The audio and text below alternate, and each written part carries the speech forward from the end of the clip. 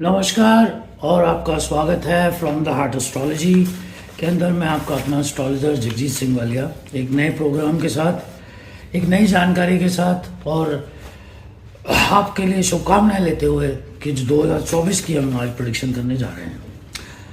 2023 के बारे में मैंने जितनी भी प्रेडिक्शंस करी थी अभी तक वो सारी की सारी करेक्ट हुई हैं, और उसके पहले भी आज तक जितनी भी मैंने प्रेडिक्शंस की हैं वो सारी करेक्ट हुई। ये रॉकेट साइंस नहीं है, सिर्फ राइट रीडिंग है जिसको बहुत ही वास्ट एक्सपीरियंस के बाद हम कर पाते हैं। तो 2024 को किस तरह सजाना है, संवारना है, किस तरह करना है, उसको लेकर हम चर्चा करते हैं। और उसके अंदर क्या घटनाएं हो सकती हैं, अगर हम उसके बारे में पहले से ही अलर्ट रहेंगे तो हम अपने होने वाले नुकसान को बचा सकते हैं। और अगर हमें उनके बारे में पहले से सही जानकारी हो तो हम अपने फ़ायदे को भी बढ़ा सकते हैं या नुकसान को बचा के फ़ायदे में कन्वर्ट कर सकते हैं। हेल्थ को लेके और कोई इश्यूज़ को लेके, घरेलू इश्यूज़ को लेके क्या क्या हमारी प्रिपरेशन 2024 के लिए होनी चाहिए, इन सब चीज़ों के बारे में हम डिस्कस करेंगे। साथ के साथ राशियों के ऊपर भी क्या इसका प्रभाव पड़ेगा उसके बारे में बात करते हैं। मेजरली हम जब भी प्लानिटरी सिस्टम को देखते हैं तो we go through like this के 4 planets are mostly stay on one place and they change their places after long period of time. वो थोड़ा लेट अपने आप को प्रोसेस में लाते हैं, जैसे कि जुपिटर हो गए, सैटर्न हो गए, राहु केतु हो गए। मंगल 45 डेज में, बुध सबसे पहले मूव करते हैं और उससे भी ज़्यादा फास्ट मूव करते हैं चंद्रमा, फिर उसके बाद शुक्र और बाकी के प्लैनेट्स। तो यहाँ पर जो मेन स्थिति रहने वाली है तो जुपिटर ही ऐसे प्लैनेट रहेंगे जो 2024 में अपने स्थान को चेंज करेंगे। राहु केतु ऑलरेडी कर चुके हैं, सैटर्न ऑलरेडी 2023 में चेंज कर चुके हैं, तो इनके अंदर अब कोई भी चेंजेस नहीं होने। डिसाइड किए रेट्रो होंगे कुछ देर के लिए। जब हम रेट्रो होने वाले होंगे तो हम आपके लिए एक और अलग से प्रोग्राम लेके आएंगे जो कि बहुत ही कारगर रहेगा आपके लिए।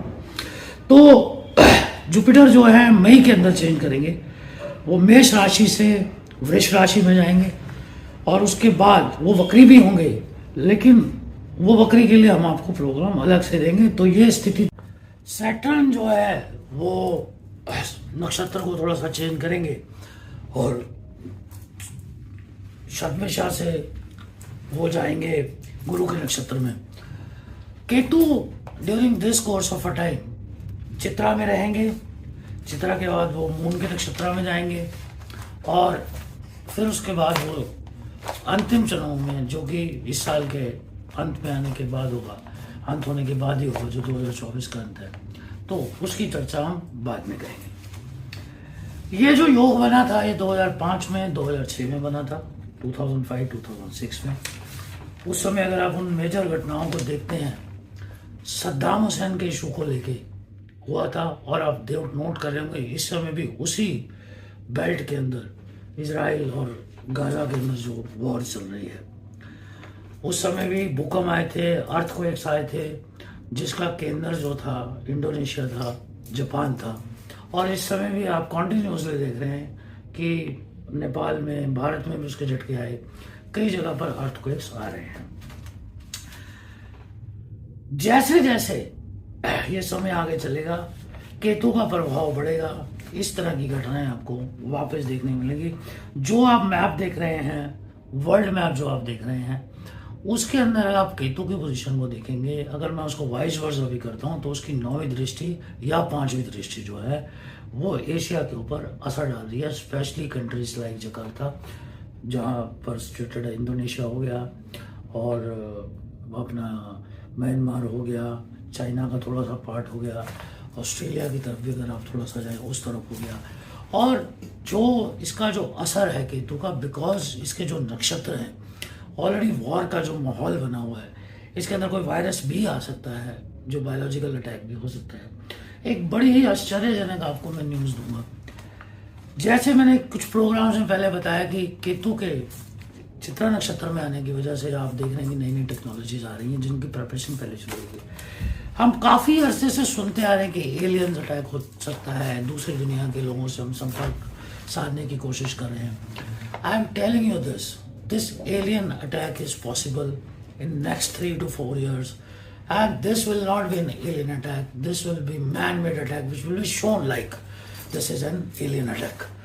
तो ये कहा जाएगा कि बाहर से की दुनिया से ऐसा कुछ हुआ है, लेकिन एक्चुअली ये यहाँ की दुनिया के लोग आपको डराने के लिए, आम पब्लिक को डराने के लिए, या कुछ भी अपना फायदा उठाने के लिए, जो भी जैसा है, ये कॉन्स्पिरेसी बहुत समय के बाद जाके फिर उजागर होगी। अब बात करते हैं कि जिस तरह की आप सिचुएशन देख रहे हैं मैप के ऊपर, तो उसमें राहु की जो स्थिति है वो रशिया पे, चाइना पे, भारत पे भी उसका इफेक्ट है, और केतु की जो स्थिति है उसकी 5वीं और 9वीं स्थिति अगर आप देख रहे हैं तो उसका अफ्रीका, एशिया के अंदर इफेक्ट आ रहा है। सैटर्न जो है राहु के पीछे है, 11वें घर में है, और जुपिटर जो है पहले और दूसरे घर में ट्रेवल करेंगे। तो इस तरह से 4 घरों को कवर करेंगे, 11वां, 12वां राशि और पहली और दूसरी राशि, ये चारों पर इन चीजों की रहेगी। तो चारों के ऑपोजिट भी जो चीजें हैं उस पर भी डायरेक्ट असर रहेगा इस चीज का। तो गुरु जो है ठीक ठाक नक्षत्रों में ट्रेवल करेंगे, राहु भी आपको बहुत ज्यादा तंग नहीं करेंगे, बहुत ही स्पिरिचुअल नक्षत्रों में तय करेंगे, उल्टा आपका भगवान में भरोसा पड़ेगा इस टाइम पे। तो जुपिटर जब सही ट्रेवल करेंगे, जब राहु सही ट्रेवल करेंगे, शनि भी अच्छे ही रहेंगे, क्योंकि अब वो शतभिषा के अंदर जो राहु का नक्षत्र है, तो उसके बारे में मैं काफी बार कह चुका हूँ कि पानी से बहुत रिलेटेड बहुत सारी प्रॉब्लम्स आ सकती हैं, जो ओशन को लेकर झगड़ा हो सकता है, सागर के थ्रू वॉर हो सकती है। तो जब तक वो वहां रहेंगे, उसके बाद वो गुरु के नक्षत्र में चले जाएंगे। तो जिसके अजिकापदे जो है लॉर्ड है, जो कि एक शिव जी के ही अवतार गिने जाते हैं, उनके ही बेटे गिने जाते हैं, तो स्पिरिचुअल नक्षत्र है वो। तो अब इसका क्या है दुनिया के असर के अलावा, नक्षत्रों में भी मंगल के नक्षत्र में रहने वाले लोगों को, जो मंगल से रिलेटेड नक्षत्र है उसमें उनको फायदा मिलेगा। जो गुरु के नक्षत्र से रिलेटेड है, राहु के नक्षत्र से रिलेटेड है, बुध के नक्षत्र से रिलेटेड है, उनको भी फायदा मिलेगा। और जिनकी दशा महादशा गुरु की या चंद्रमा की या मंगल की या शनि की या राहु की चल रही है, केतु की चल रही है, उनको विशेष सावधानी रखनी है, या वो अपने एस्ट्रोलॉजर से कंसल्ट कराएं कि उनके जन्म पत्री के अंदर ये वाले प्लैनेट्स जो है कहाँ बैठे हुए हैं। क्योंकि अगर किसी की शनि की महादशा चल रही है तो राहु उसके दूसरे घर में आ जाएंगे, तो दूसरे घर प्रॉपर्टी का भी है और नुकसान को भी डायरेक्टली देख रहे हैं, 5वीं दृष्टि से 5वें घर को भी देखेंगे, तो इससे क्या 6वें घर को भी उसका इफेक्ट आएगा, तो काफी ज्यादा उसका नुकसान हो सकता है। इसी तरह अगर शनि की महादशा किसी की चल रही है तो राहु उसके 12वें घर में आ जाएंगे, तो काफी अननेसेसरी ट्रैवलिंग्स होंगी, और अच्छी ट्रैवलिंग भी हो सकती है, उसको वेल प्लान किया जाना चाहिए। इसी तरह से जब जब केतु के साथ आके कोई ऐसा प्लैनेट बैठेगा, क्योंकि जो बाकी के प्लैनेट रोटेट हो रहे हैं या उनका इफेक्ट उन पे आएगा, उसका असर अलग से उस तरह का होगा। उस तरह के आप विभिन्न प्रोग्राम्स आते रहते हैं, मेरे ब्लॉग्स भी आते रहते हैं, आप समय टू समय पे हम आपको बताते रहेंगे। स्पेशली जब केतु के साथ मंगल का हो, जो कि मंगल अभी क्रॉस करके ही गए हैं, तो अब काफ़ी समय है उनको वहां पर आने के लिए, और मेरे ख्याल से केतु उस समय अपना स्थान परिवर्तन जब कर रहे होंगे तो राशि का भी परिवर्तन हो चुका होगा उनका, तो वो that has a time now. But लेकिन जिनसे केतु का प्रभाव ठीक नहीं, जैसे कि चंद्रमा का, जिससे कि सूर्य का, जैसे कि बुध का भी को भी फिर भी असर डालते हैं, और भी कई ऐसे प्लैनेट्स हैं जिनके साथ वो असर डालते हैं, या नक्षत्र के जिनके उनके आपस में तालमेल ठीक नहीं है। अब बात करते हैं राशियों के बारे में। एरीज राशि से शुरुआत कर रहे हैं, मेष राशि से। देखिए जुपिटर मई तक तो रहेंगे आपके पहले घर में, जिसका फायदा आप ऑलरेडी ले रहे हैं। उसके बाद वो कृतिका नक्षत्र से होते हुए वो चले जाएंगे आपके दूसरे घर के अंदर, राहु 12वें घर में, केतु 6वें घर में, और शनि आपके 11वें घर में बैठेंगे। जो कि मैं पहले से ही कह रहा हूँ कि केतु के लेके थोड़ी सी सावधानी हम रखने, क्योंकि ये आपके 6th हाउस में है, और ये आपके 10th हाउस को भी इफेक्ट डालेंगे, आपके 12th हाउस को भी इफेक्ट डालेंगे, और ये आपके 2nd हाउस को भी इफेक्ट डालेंगे।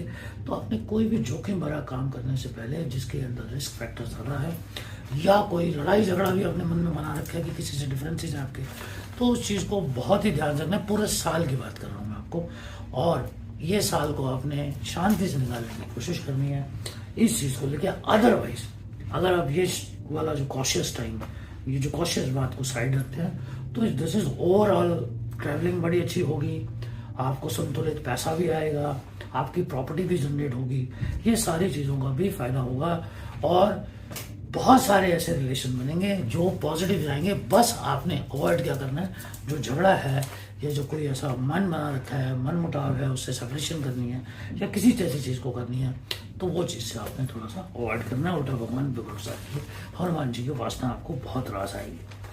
टॉरस की बात करते हैं, वृषभ राशि के बारे में। आपके घर में जो ये सिचुएशन ऐसी है कि आपका फर्स्ट और 12th हाउस जुपिटर रखेंगे साल भर के लिए, राहु के पास 11वां स्थान होगा, सैटर्न आपके 10वें स्थान में रहेंगे और केतु आपके 5वें स्थान में रहेंगे। अब इसमें केतु की जो एक 5वीं दृष्टि है, 1 2 3 4 5, वो आपके भाग्य स्थान को देख रही है। 9वां स्थान सीधी दृष्टि 11वें घर को देख रही है और आपके लगन को भी देख रही है। तो यहाँ बाकी जो पॉजिटिविटी की, पहले नेगेटिविटी की बात करते हैं, तो ऐसे में आप कोई भी ऐसा एक्ट नहीं करेंगे जो कि बहुत ज्यादा उत्तेजित वाला हो या जल्दबाजी में लिया कदम हो, गैम्बलिंग हो, स्पेकुलेशन हो। ये आपको एक दिन फायदा दिखाएगी तो 4 दिन नुकसान दिखाएगी, जिसको आप कवर करते करते परेशान हो जाओगे।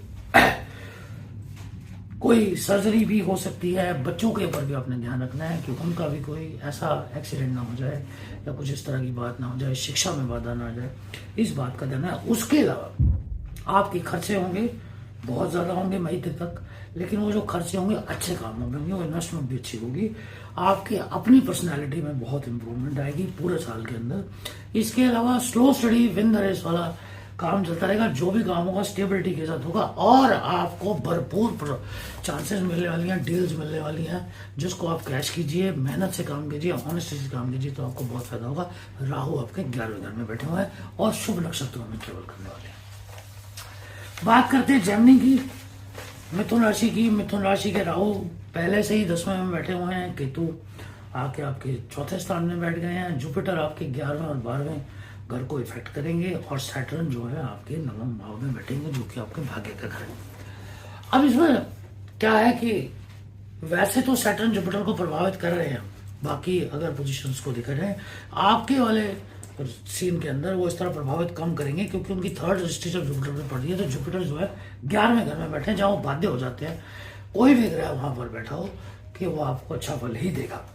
तो जुपिटर की जो 7वीं दृष्टि है आपके 5वें स्थान को देख रही है, जुपिटर की 5वीं दृष्टि जो है वो आपके 3रे स्थान को देख रही है, जुपिटर की 9वीं दृष्टि जो है वो आपके 7वें स्थान को देख रही है, जो कि बहुत ही अति शुभकारी है और आपके लिए बहुत अच्छा है। हाँ, मदर की आपने थोड़ा सेहत का ध्यान रखना है। कोई डिस्प्यूटेड प्रॉपर्टी है उसको भी थोड़ा रुक जाइए, अगर आप उसको थोड़े दिनों बाद निकालेंगे तो वो ज़्यादा होगा। घर वालों की तरफ लगाव अगर कम हो रहा है तो उसको लगाव को बढ़ाइए और साथ के साथ अपने कर्म को लेकर इतना ज़्यादा चिंतित मत रहिए, उसको स्टेबल बनाने की कोशिश कीजिए, तो आपके कामों को फायदा होगा और 2024 आपका बहुत ही अच्छा जाएगा। बात करते हैं कर्क राशि की।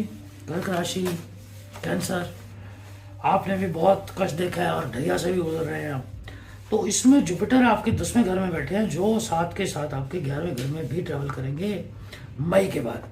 राहु 9वें भाव में आ गए हैं, जो आपके भाग्य स्थान में है, क्योंकि अच्छे नक्षत्रों में ट्रेवल करेंगे तो आप स्पिरिचुअलिटी के साथ अगर जुड़े हुए हैं तो आपको भाग्य का भी साथ मिलेगा। केतु आपके बैठे हैं जाके ये 3रे घर के अंदर, और 3रे घर में होने की वजह से केतु यहाँ पर भी आपको सोसाइटी के अंदर बड़ा अच्छा नाम देंगे, स्पिरिचुअलिटी से जुड़े नए काम, नए आम, नया नाम, बहुत सारी चीजें आपकी फायदा होंगी। साथ के साथ आपकी प्रॉपर्टीज बनेंगी। वो जुपिटर जो है 11वें घर में भी ट्रेवल करेंगे तो आपकी इनकम बढ़ेगी। आपके बच्चों के स्थान को देख रहे हैं तो बच्चों की पढ़ाई, एजुकेशन और सेहत को लेके, आपकी एक्टिविटीज को लेके ये साल बहुत ही अच्छा जा रहा है। सैटर्न जो है वो 8वें घर में बैठे हुए हैं, तो सैटर्न जो जैसे ही गुरु के अंदर, गुरु के नक्षत्र में आएंगे अप्रैल के बाद, तो आपको और भी अच्छा फायदा मिलना शुरू हो जाएगा, क्योंकि जुपिटर खुद अच्छे बैठे हुए हैं और इसका फायदा आपको बहुत ही अच्छी इन्वेस्टमेंट्स होगी, अच्छे कामों में आपका पैसा लगेगा। अब बात करते हैं लियो राशि की, सिंह राशि की। सिंह राशि, सैटर्न आपके 7वें स्थान में बैठेंगे, राहु आपके 12वें स्थान में बैठेंगे, जुपिटर आपके 9वें और 10वें को घेरेंगे पूरे साल के अंदर, और केतु बैठेंगे 2nd हाउस में जाके। 2nd हाउस में बैठे हुए केतु आपके लिए कहीं कहीं हानि का कारक बन सकते हैं, बिकॉज मैंने पहले ही कहा है प्रोग्राम के स्टार्ट में कि वो जो नक्षत्रों में ट्रेवल करने वाले वो बिल्कुल भी फ्रेंडली नहीं है।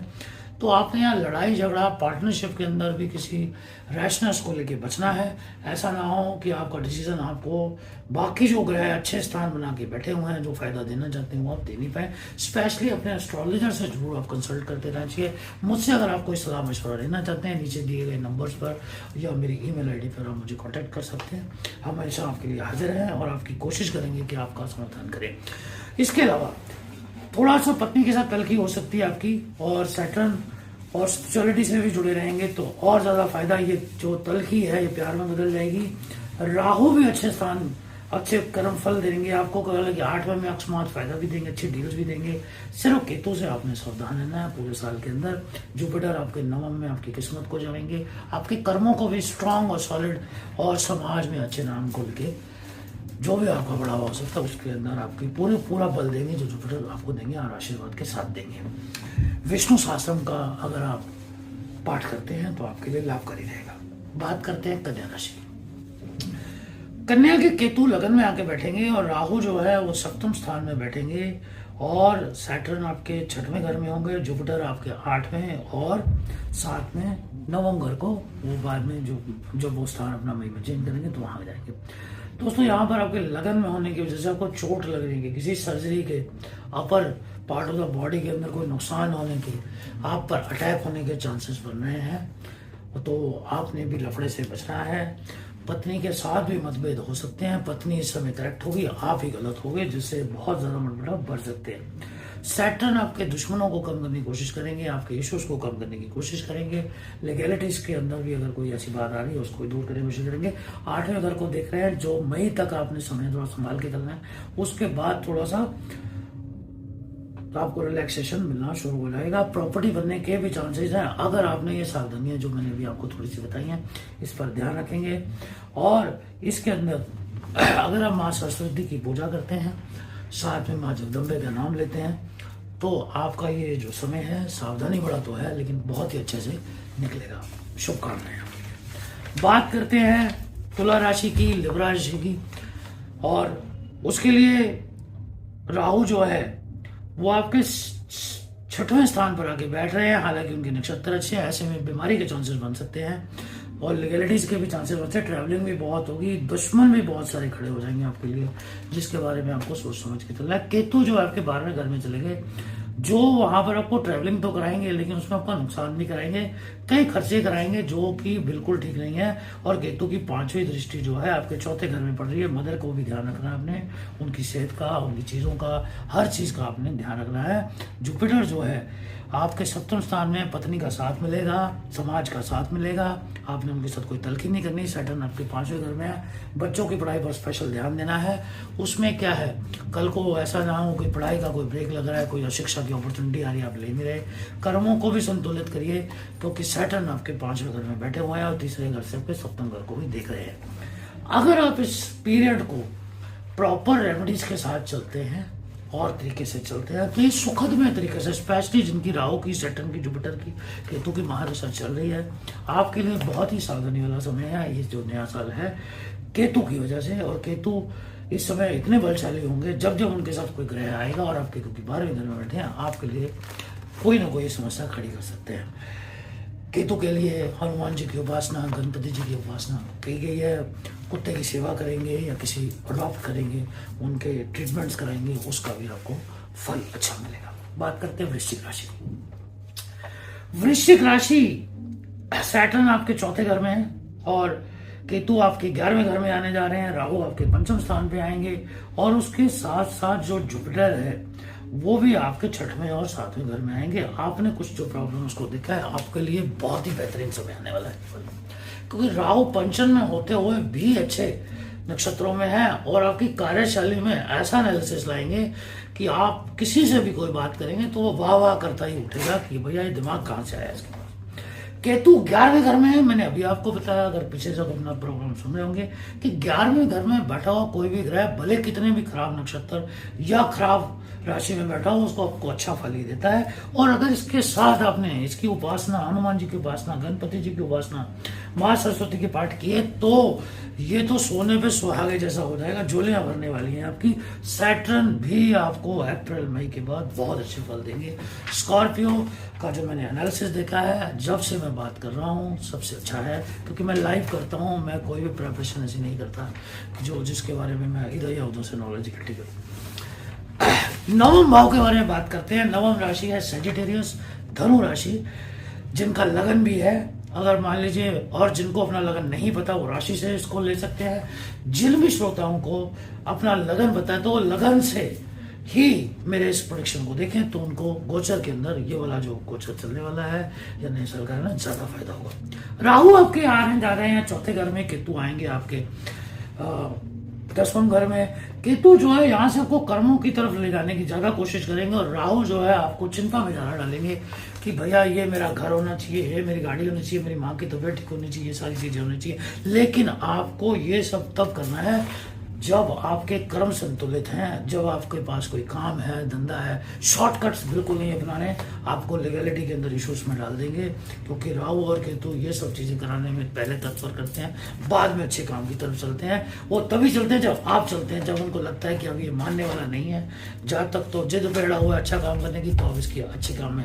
इसलिए आपने बहुत बड़ी बड़ी पर्सनैलिटीज को मेहनत करके ऊपर जाके गिरते देखा और चढ़ते देखा। उसमें शाहरुख खान, उसमें आप अमिताभ बच्चन की जो कुंडली को देख सकते हैं, मुकेश अंबानी को देख सकते हैं। स्प्लिट होने के बाद भी जो वो 10वें नंबर पे थे वो आज फर्स्ट नंबर तक पहुंचे हैं, और जो उनके ब्रदर हैं वो ऊपर से आरस तक पहुंचे हैं। सैटर्न आपके तीसरे घर में समाज में आपको प्रतिष्ठा दिलाएंगे, बशर्ते कि आपके कर्म अच्छे होने चाहिए। ऐसे में फॉरगिवनेस आपके लिए अच्छी बात है, और काम रहिए, कोई इश्यूज हैं उसको सॉल्व करने की कोशिश कीजिए, आपके लिए लाभकारी रहेगा। 10वीं राशि की बात करते हैं, कैप्रिकॉर्न, मकर राशि की बात कर रहा हूं मैं। तो मकर राशि जो है खुद की शनि की राशि है, और इसके अंदर राहु जो है आपके तीसरे घर में बैठने जा रहे हैं, उत्तम योग बनने जा रहा है। केतु लेकिन नवम भाव में आके बैठेंगे, जो कि आपके भाग्य स्थान का है, और मैं पहले ही कह चुका हूं। और साथ के साथ वो आपके लगन को भी देखेंगे, और साथ में आपके पंचम घर को देखेंगे, जिसके अंदर जुपिटर भी ट्रेवल करने वाले हैं। सैटर्न आपके सेकंड घर में बैठे हैं। सेटिंग घर में बैठे होने के बावजूद भी, जो कि प्रॉपर्टीज का घर है, आपके पार्टनरशिप का घर है, वो आपको अच्छा फल ही देंगे, बशर्ते कि आप इस during this course of time meat, अंडा, शराब, जुआ या किसी गलत काम को अवॉइड करते हैं, आपको इसका फायदा होगा। जुपिटर योग बना रहा है मई तक आपका घर बनने का, कर्मों के बाद आपको अच्छे फल भी देने की कोशिश करेगा, क्योंकि वो 11 घर की तरफ भी देखेगा, आपके केतु को भी शांत करने की कोशिश करेगा मई के बाद, बशर्ते जो मैंने सावधानी आपको दी है जिनके आप ध्यान रखेंगे। तो बात करते हैं हम अगली राशि की, वो राशि है एक्वेरियस, कुंभ। सैटर्न आपके लगन में आके बैठेंगे, राहु आपके सेकंड हाउस में, जुपिटर आपके थर्ड हाउस में, और जुपिटर आपके थर्ड हाउस को छोड़ के चौथे घर में भी आने वाले हैं। केतु बैठेंगे आपके जाके अष्टम घर में। आपके लिए सावधानी का समय सिर्फ गाड़ी चलाने को है। कोई जोखिम भरा जो काम है, जो इन्वेस्टमेंट ऐसी है जो श्योर नहीं हो, नहीं करनी है। कोई भी कच्चे कान वाली बात नहीं करनी है कि किसी ने आगे कोई बात कही, आप झगड़ा करने चले गए, और उससे आपका बहुत बड़ा नुकसान होगा। जुपिटर आपकी पंचम स्थिति के साथ मई के बाद आपको बहुत ज्यादा फायदा देना शुरू करेंगे। राहु भी सेकंड स्थान में बैठे हुए हैं, लेकिन वो इतना फायदा आपको तभी देंगे अगर आपके पिछले किए हुए कर्म अच्छे हैं और आप पूजा पाठ में ध्यान देते हैं। हनुमान जी की उपासना आपको बहुत फायदा देगी, क्योंकि अष्टम घर जो होता है काल पुरुष की कुंडली के अंदर स्कॉर्पियो राशि का है, जो कि मंगल की राशि है, हनुमान जी उसके लॉर्ड है। तो उसमें आपको अनुराधा जी, राधा जी जो श्री कृष्ण की वाइफ है, अनुराधा नक्षत्र में आता है, अगर आप उसका भी जो है आप उनकी भी उपासना करेंगे तो उससे भी आपको फायदा होगा। सैटर्न जो है आपकी कहीं जगह अगर शादी का चल रहा है तो थोड़ा सा स्लो डाउन करेगा, कि अगर आपका कोई रिश्ता जुड़ने वाला उसको नहीं कर रहा है तो सैटर्न को भी करने के लिए यही उपाय आपके काम आ जाएंगे। और आप कोई भी सुलझा हुआ काम कर रहे हैं तो सैटर्न उसको कॉन्क्रीटली इतना अच्छा सेट करेगा कि आपको आने वाले जीवन में कोई भी प्रॉब्लम नहीं होगी। बात करते हैं पाइसेस के बारे में। पाइसेस राहु आपके अपने लगन के अंदर आ रहे हैं, और सैटर्न आपके 11वें घर में, 12वें घर में होंगे, और जुपिटर आपके होंगे सेकंड हाउस में। इसको हम कैंची भी बोलते हैं, लेकिन साथ ही जुपिटर जब क्रॉस कर जाएंगे तो ये कैंची थोड़ी सी खत्म हो जाएगी, और उससे क्या होगा, इसके प्रभाव जो नेगेटिव प्रभाव है वो कम हो जाएंगे। हालांकि सैटर्न भले आपकी तीसरी दृष्टि से जुपिटर को देख रहा है, लेकिन जब जुपिटर तीसरे घर में आ जाएंगे मई के बाद, तो आपको बहुत ही उत्तम फल मिलने शुरू हो जाएंगे, और ये बहुत ही उत्तम नक्षत्रों के अंदर रहेंगे। साथ में उस समय ये आपके नवम घर को भी देखेंगे, ये आपके 7वें घर को भी देखेंगे, और उसके अलावा ये आपके 12वें घर को भी देखेंगे, जहां पर सैटर्न बैठे हुए हैं। तो आपकी बहुत सारी धार्मिक यात्राएं भी होंगी, परिवार के साथ होंगी। इस during this course of a time आप प्रॉपर्टी भी बना सकते हैं। अगर आप प्रॉपर्टी बनाने की कोशिश करेंगे, पार्टनरशिप करने के अंदर कोई काम धंधा शुरू करेंगे ना, वो भी आपको फायदा होगा। सावधानी आपको क्या करनी है, माँ पार्वती का पाठ कीजिए, साथ में नंदी की उपासना कीजिए, साथ में माँ जगदम्बे का पाठ कीजिए, तो ये आपको बहुत ही ज़्यादा फायदा देखे जाएंगे। इसके अंदर नेगेटिविटी मुझे सिर्फ आपके लगन में बैठे हुए राहु से जो दिख रही थी वो अब नहीं है, लेकिन 7वें घर में बैठे हुए केतु के बारे में मैं बताने जा रहा हूँ। मैंने पहले ही कहा सावधानी वाला समय, केतु बिल्कुल सही नक्षत्र में नहीं है। पत्नी के साथ क्या हुआ झगड़ा तलाक तक पहुँच सकता है, मारामारी तक भी पहुंच सकता है। उसके अलावा पार्टनरशिप में किया हुआ झगड़ा भी आपको जुदा कर सकता है। इसके अलावा वो 5वें दृष्टि से 11वें घर को देख रहे हैं, आपकी इनकम को नुकसान पहुंचा सकते हैं और भाई बहनों के साथ भी दल खिला सकते हैं। ये है नेगेटिविटी आपकी राशि में 2024 तक। उसके उपाय मैंने आपको बताया है। अगर आप मुझसे संपर्क करना चाहते हैं, नंबर्स आपको आ चुके हैं, ईमेल है, आप मुझसे संपर्क भी कर सकते हैं।